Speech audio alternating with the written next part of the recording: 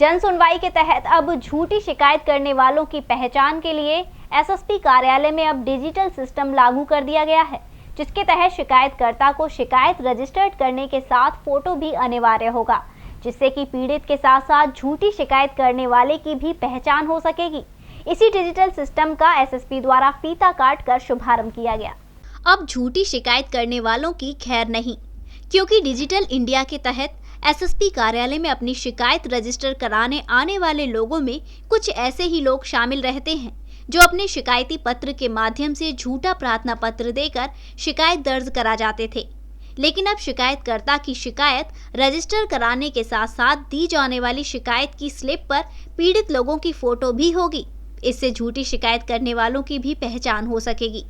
SSP कार्यालय में लगे इस डिजिटल सिस्टम का एसएसपी डॉक्टर गौरव ग्रोवर द्वारा फीता काट कर शुभारंभ किया गया और मुहूर्त के तौर पर एक शिकायतकर्ता की शिकायत रजिस्टर्ड स्लिप के साथ फोटो खींची गई।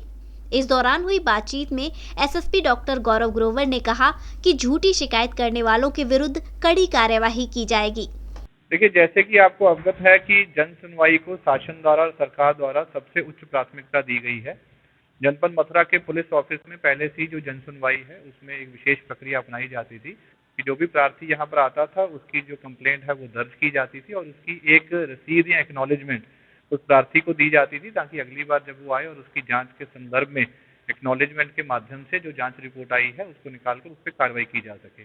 आज इसी स्टेप को हम एक स्टेप ऊपर लेकर गए हैं। आज ये पूरा सिस्टम जो है वो कंप्यूटराइज कर दिया गया है। डिजिटल इंडिया को ध्यान में रखते हुए अब जो भी प्रार्थी यहाँ पर आएगा उसकी जो रजिस्ट्रेशन है वो कंप्यूटर के माध्यम से की जाएगी।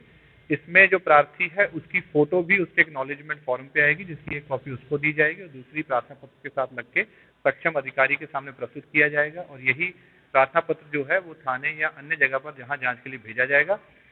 इससे दो चीज़ों का फायदा होगा। एक तो जो प्रार्थी आएंगे उनकी पहचान हो पाएगी और दूसरा कई बार ये भी देखने में आता है कि कोई व्यक्ति गलत शिकायत किसी और के नाम पर कर देता है, ताकि जो प्रार्थी जो आए अगली बार उससे फोटो के आधार पर उसकी मैच हो सके, ताकि जेन्युइन प्रार्थी अपनी प्रार्थना पत्र देकर अपनी समस्या का समाधान करा सके।